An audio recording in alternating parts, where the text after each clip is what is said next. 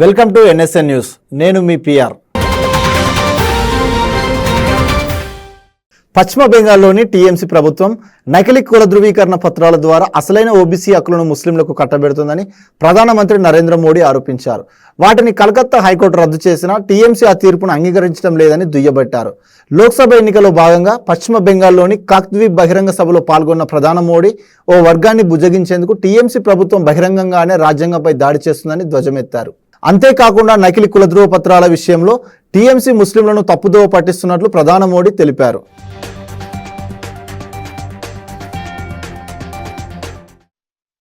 आज बंगाल के युवाओं को मिलने वाले अवसर ये घुसपैठिए छीन रहे हैं।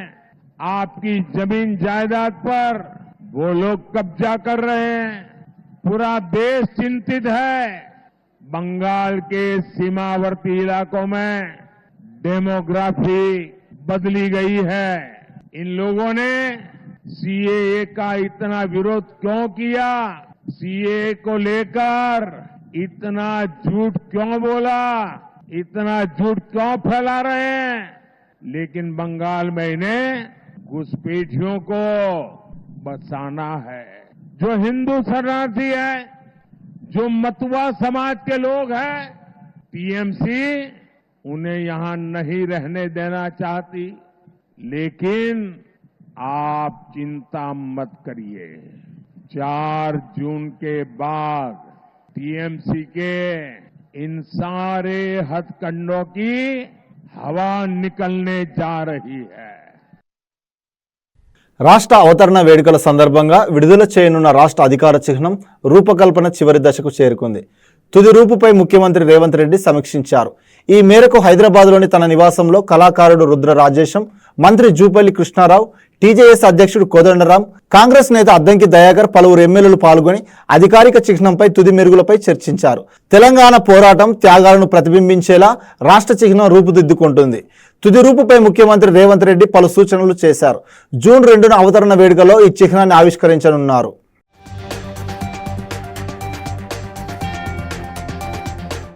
తెలంగాణ రాష్ట్ర అవతరణ దినోత్సవాన్ని కన్నుల పండుగగా నిర్వహించేందుకు సర్కార్ సన్నద్ధమవుతుంది.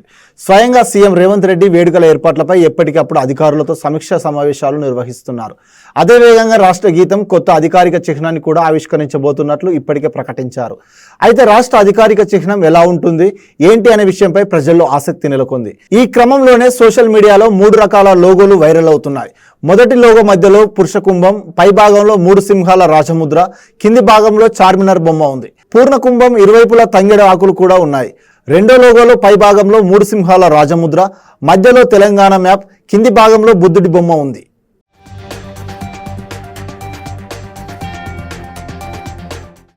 సీఎం జగన్ మరోసారి ముఖ్యమంత్రిగా జూన్ 9న ప్రమాణ స్వీకారం చేస్తారని సజ్జల రామకృష్ణారెడ్డి తెలిపారు. వైసీపీ కేంద్ర కార్యాలయంలో ఏర్పాటు చేసిన కౌంటింగ్ ఏజెంట్ల సమావేశానికి సజ్జల హాజరయ్యారు.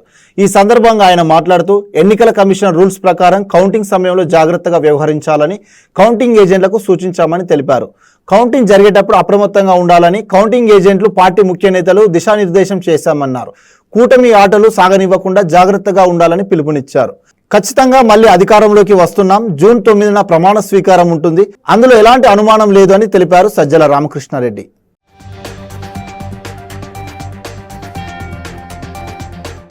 వానాకాలం పంట సాగుకు సంసిద్ధమవుతున్న తరుణంలో మెదక్ జిల్లా తూప్రాన్లో రైతులు జీలుగు విత్తనాల కోసం రహదారిపై ఆందోళనకు దిగారు.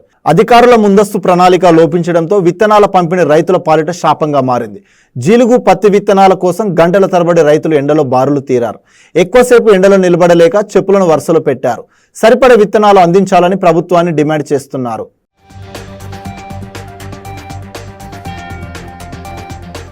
అనంతపురం జిల్లా ఉర్వకొండలో ఏళ్ల క్రితం మూతబడిన ఉషోదయ స్కూల్ పేరుతో 10వ తరగతి సప్లిమెంటరీ పరీక్షలు రాసే విద్యార్థులకు విద్యాశాఖ అధికారులు హాల్ టికెట్లు జారీ చేయడం చర్చకు దారితీసింది. హాల్ టికెట్లో ఇచ్చిన చిరునామాలో ఉషోదయ స్కూల్ లేకపోవడంతో విద్యార్థులు, వారి తల్లిదండ్రులు తీవ్ర నిరాశకు గురయ్యారు. ఎప్పుడో మూసేసిన స్కూల్ పేరు మీద హాల్ టికెట్లు ఇవ్వడం ఏంటని మండిపడ్డారు. పాఠశాల వద్దకు చేరుకున్న లోపు ఆలస్యమైనందున పరీక్షకు అనుమతి లేదనడంతో తల్లిదండ్రులు ఆందోళనకు దిగారు. చేసేదేమీ లేక అధికారులు పరీక్షకు అనుమతించారు. వచ్చినాము. మా బాబు ఇక్కడ రాగులపాడు గురుకులంలో చదువుకుంటున్నాడు. మంగళవారము 28వ తేదీ వచ్చినప్పుడు ఈ ఏరియా అంతా అంటే ఇక్కడ దేవాలయం ఉంది కదా, ఈ ఏరియా అంతా వెతకలేము, మాకు ఎవరు అడ్రస్ చెప్పలేదు. ఒక ఆయన టీచర్ ఆయన క్లియర్గా అడ్రస్ చెప్పిన తర్వాత 15 నిమిషాల తర్వాత వచ్చినా కూడా ఇక్కడ మహాత్మాని చూపించింది. కానీ టీచర్లకు ఇక్కడ వచ్చి టీచర్లకు అడిగి మళ్ళీ లోపలికి పంపించినాము. అప్పుడు తెలిసింది ఉషోదయ స్కూలు కాలేజ్ అని పేరుండేది, ఒకటి కాలేజీ పేరుంది కానీ మా హాల్ టికెట్లో ఉషోదయ స్కూల్ అని ఇచ్చినారు. అందువల్లనే మేము కన్ఫ్యూజన్ పడి పిల్లలు తల్లిదండ్రులు అందరూ చాలా మంది కన్ఫ్యూజన్లో పడి ఆబ్సెంట్లు కూడా అయినారన్న. ఇక్కడ మేమైతే దాదాపు 7 గంటల నుంచి 7:30 నుంచి పిల్లలు టిఫిన్ చేయించుకోకుండా సెంటర్ కోసం ఇందిరానగర్ మొత్తం సీసీ కెమెరాలు ఉన్నా బుడుక్కోండి, మొత్తం ఇందిరానగర్ అంతా బుడుక్కుంటూ వచ్చినాం. ఆ ఉషోదయ స్కూలే లేదు అంటున్నారు, ఎక్కడ అడిగినా లేదంటున్నారు. తిరిగి అందరూ ఒకరికి అడుక్కుంటూ వచ్చినా కానీ అసలు లేదు. యాటికి వచ్చినా ఈ మహాత్మానే కనపడుతుంది. ఉషోదయ బోర్డు అనేది ఎక్కడ లేదు. ఎంఈఓ గారు ఎట్లా ఇచ్చినారు స్కూల్కి దీనికి పర్మిషను, సెంటర్ ఎట్లా ఇచ్చినారు, డిఓ గారిని కూడా అడుగుతున్నాం. లేదంటే మీ పైన చర్యలు డిఓ కానీ ఎంఈఓ కానీ మీ పైన కఠిన చర్యలు కలెక్టర్కి అర్జీ రూపంలో అందిస్తామని కోరుతున్నాం. విద్యార్థి తల్లిదండ్రులు కనీసం బోర్డు అన్న పెట్టండి, లేదంటే కాలేజ్ అన్న మార్చండి. మీరు ఎట్లా ఇచ్చినారు, ఒక రిజిస్ట్రేషన్ పేరు మీద ఇంకో రిజిస్ట్రేషన్కి ఎట్లా ఇచ్చినారు, దాన్ని మేమైతే తీవ్రంగా ఖండిస్తున్నాం.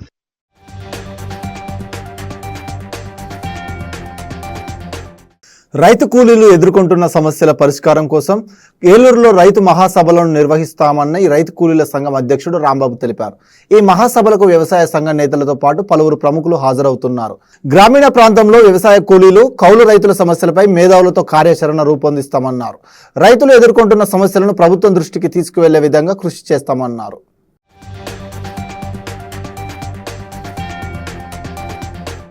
తన పట్టా భూమిని కాంగ్రెస్ ఎమ్మెల్యే వేముల వీరేశం అనుచరులు కబ్జా చేశాడని ఆరోపిస్తూ నల్గొండ జిల్లా నార్కెట్పల్లికి చెందిన జింకల కార్తీక్ అనే వ్యక్తి పురుగుల మందు తాగి ఆత్మహత్యాయత్నానికి యత్నించాడు. భూమి కబ్జా చేసిన ఎమ్మెల్యే అనుచరులైన వేముల సత్తయ్య, నరసింహాలపై అధికారులకు ఫిర్యాదు చేసినా పట్టించుకోవడం లేదని తాను తీసుకున్న సెల్ఫీ వీడియోలో ఆవేదన వ్యక్తం చేశాడు. అధికారాన్ని అడ్డుపెట్టుకొని తనను చిత్రహింసలకు గురి చేశారని వాపోయాడు. అన్న నమస్తే అన్న, నా పేరు జింకల కార్తీక్ అన్న. నేను మందు తాగుతున్నా. వేముల సత్తయ్య, వేముల నరసింహ నన్ను అనవసరంగా కొట్టి నా భూమిలో కడీలు పాతిర్రు. పాతి నన్ను చాలా ప్రలోభానికి గురి చేసి పోలీసు వాళ్ళతో కొట్టించి 50 మంది పోరగాళ్ళని తీసుకొని వచ్చి నన్ను చాలా ఇబ్బంది పెడుతురానా. నేను మందు తాగుతున్నానా, పచ్చిసేను మందు అన్న. చూడనా, నేను టీఆర్ఎస్ కార్యకర్త. వద్దు, రావద్దు, నేను చచ్చిపోతా.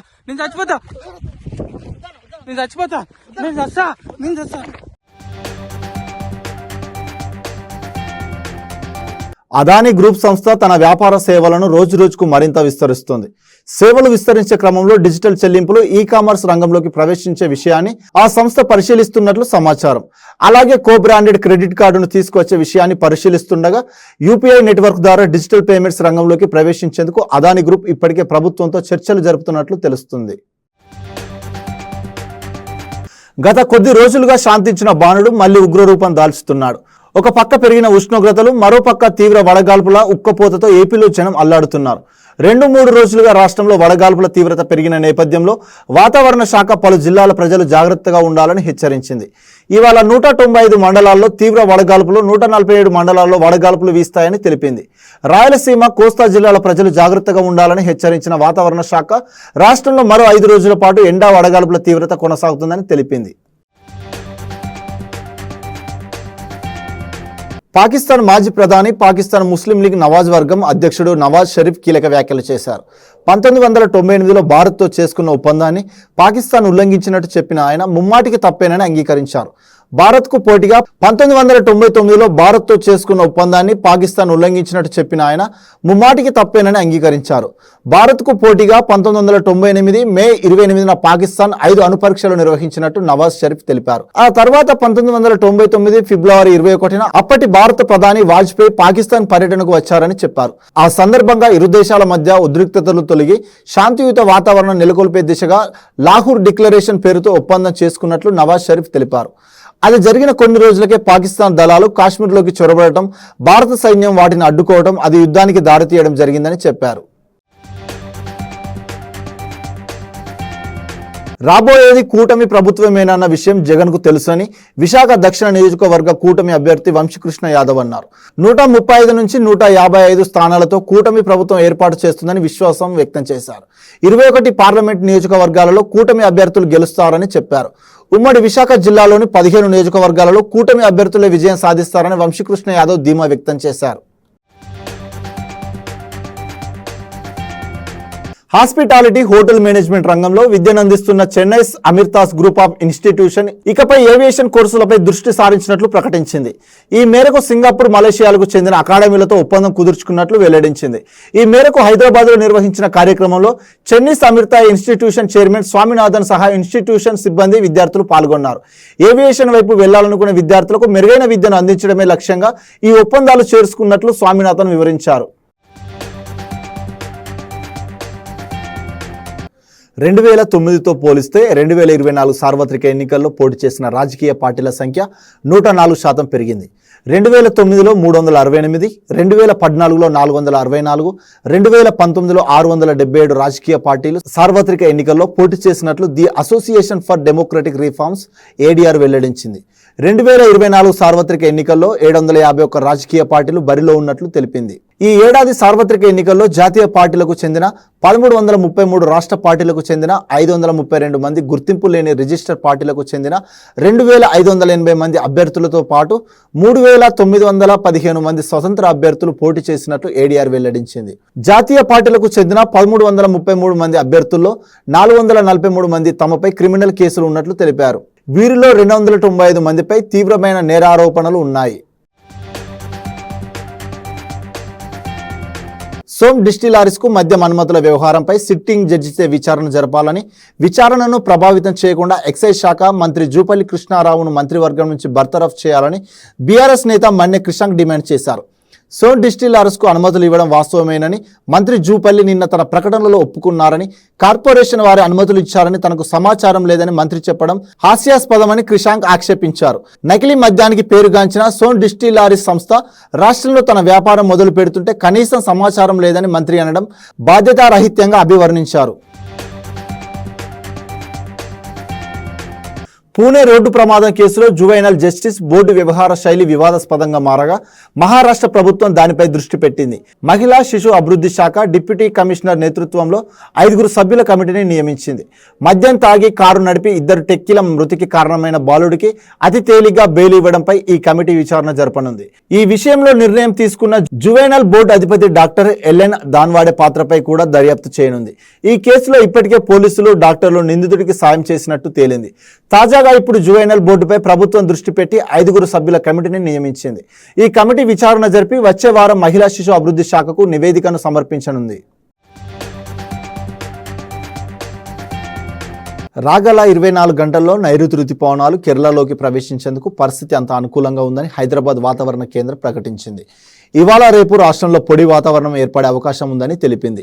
ఎల్లుండి రాష్ట్రంలో అక్కడక్కడ తేలికపాటి నుంచి మోస్తారు వర్షాలు కురిసే అవకాశం ఉన్నట్టు వివరించింది. రాగల 2 రోజులు పగటిపూట ఉష్ణోగ్రతలు సాధారణం కన్నా 2 నుంచి 3 డిగ్రీలు అధికంగా నమోదయ్యే అవకాశం ఉన్నట్లు హైదరాబాద్ వాతావరణ కేంద్రం వెల్లడించింది. నల్గొండ జిల్లా పిఏపల్లి మండలం నీలం నగర్ స్టేజ్ వద్ద కోదాడ జడ్చర్ల జాతీయ రహదారిపై అర్ధరాత్రి ప్రమాదం చోటు చేసుకుంది. పిఏపల్లికి చెందిన 108 అంబులెన్స్ వాహనాన్ని హైదరాబాద్కు వెళ్లి మరమ్మతులు చేసుకుని తీసుకువస్తున్నారు. ఈ క్రమంలో కోదాడ జడ్చర్ల జాతీయ రహదారిపై ముందు వెళ్తున్న లారీని అతివేగంగా అంబులెన్స్ ఢీకొట్టింది. ఈ ప్రమాదంలో అంబులెన్స్ లారీలు పూర్తిగా దగ్ధమయ్యాయి. ఘటనలో ఎవరికీ ప్రాణ నష్టం జరగలేదు. అంబులెన్స్ డ్రైవర్ శేఖర్ కు స్వల్ప గాయాలయ్యాయి. అగ్నిమాపక సిబ్బంది వచ్చి మంటలను అదుపులోకి తీసుకొచ్చారు. ఇంటింటికి ఇంకుడు గుంతల నిర్మాణం చేపట్టడం ద్వారా భూగర్భ జలాలు పెంచుకోవచ్చని జీవ వైవిధ్య పరిరక్షణ కమిటీ సభ్యులు దైవ వెంకన్న అన్నారు. మహబూబాబాద్ ప్రభుత్వ జూనియర్ కళాశాల మైదానంలో జీవ వైవిధ్య పరిరక్షణ కమిటీ ఆధ్వర్యంలో ఇంకుడు గుంతలు నిర్మించాలంటూ అవగాహన ర్యాలీ నిర్వహించారు. ప్రతి ఒక్కరూ కనీసం 1 మొక్కనైనా నాటి పర్యావరణ పరిరక్షణకు పాటుపడాలని వెంకన్న పేర్కొన్నారు. చెట్టు మానవాళికి ప్రాణవాయువు అందిస్తాయని, మొక్కలు నాటి భావితరాలకు కానుకగా అందించాలని కోరారు. చైనా సైన్యం రోబోటిక్స్లో నూతన ఆవిష్కరణలు చేస్తుంది. తాజాగా అభివృద్ధి చేసిన రోబోడాగ్స్ ను కంబోడియాలో జరిగిన సైనిక విన్యాసాల్లో ప్రదర్శించింది. ఈ మర శూనకంపై ఆటోమేటిక్ రైఫిల్ ను అమర్చారు. లక్ష్యంపై గురి తప్పకుండా కాల్పులు జరుపుతూ ముందుకు వెళ్లేలా దీనిని డిజైన్ చేశారు. ఇందుకు సంబంధించిన వీడియోను చైనా ప్రభుత్వ రంగ మీడియా సంస్థ సీసీటీవీ ప్రచారం చేస్తుంది. తమ పట్టణ యుద్ధ తంత్రంలో సరికొత్త సభ్యుడు వచ్చాడని ఆ వీడియో పేర్కొంది. గస్తీ చేయడం, శత్రువును గుర్తించడం, లక్ష్యంపై దాడి చేయడానికి మనుషుల స్థానంలో ఇది రానుందని వెల్లడించింది. కంబోడియాలో నిర్వహించిన గోల్డెన్ డ్రాగన్ 2024 యుద్ధ విన్యాసాల సందర్భంగా దీనిని చిత్రీకరించినట్లు తెలుస్తుంది. సూర్యాపేట జిల్లా ఎస్పీ రాహుల్ హెగ్డే పేరుతో సైబర్ నేరగాళ్లు 2 నకిలీ ఫేస్బుక్ ఖాతాలను సృష్టించారు. ఏకంగా ఎస్పీ పేరు చెప్పి సొమ్ము కొట్టేసేందుకు కుయుక్తులు పన్నారు. ఆయన పనిచేస్తున్న జిల్లాలో అయితే స్పందిస్తారని గ్రహించి కేటుగాళ్లు కొంతమందికి మెసేజ్లు చేసి డబ్బులు అడిగినట్లు తెలుస్తుంది. తన మిత్రుడైన సంతోష్ అనే పోలీస్ ఆఫీసర్ ట్రాన్స్ఫర్ కారణంగా ఇల్లు ఖాళీ చేసి వెళ్తున్నాడని, అందులో ఉన్న ఫర్నిచర్ అతి తక్కువ ధరకు ఇప్పిస్తానని దుండగులు ఎస్పీ పేరుతో మెసేజ్ చేశారు. అనుమానం వచ్చిన ఓ ఖాతాదారుడు పోలీసులకు సమాచారం ఇవ్వడంతో విషయం వెలుగులోకి వచ్చింది. కేసు నమోదు చేసిన సూర్యాపేట పోలీసులు సైబర్ నేరగాళ్లను పట్టుకునేందుకు చర్యలు చేపట్టారు. ప్రభుత్వం వైఫల్యాలను కప్పిపుచ్చుకోవడానికి సీరియల్ మాదిరిగా ఫోన్ ట్యాపింగ్ అంశాన్ని కాంగ్రెస్ సర్కార్ తెరపైకి తీసుకొస్తుందని బీఆర్ఎస్ సీనియర్ నేత నిరంజన్ రెడ్డి ఆరోపించారు. సాధారణ నేరాంగీకారం ఎప్పుడు చట్టపరిధిలో అంగీకరించబడదని, వాటిని న్యాయస్థానంలో నిరూపించాలన్నారు. విచారణ దశలో లీకు ఇవ్వడం చట్టాన్ని అతిక్రమించడమేనని స్పష్టం చేశారు. కేసీఆర్కు లై డైరెక్టర్ పరీక్షలు నిర్వహించాలని సీఎం అంటున్నారని, లైవ్లో దొరికిన రేవంత్ రెడ్డికి లై డిటెక్టర్ వద్దా అని నిరంజన్ రెడ్డి ప్రశ్నించారు. ఇంతటితో ఈ వార్తలు సమాప్తం. మరిన్ని వార్తలతో మళ్ళీ కలుద్దాం. అంతవరకు చూస్తూనే ఉండండి మన NSN న్యూస్.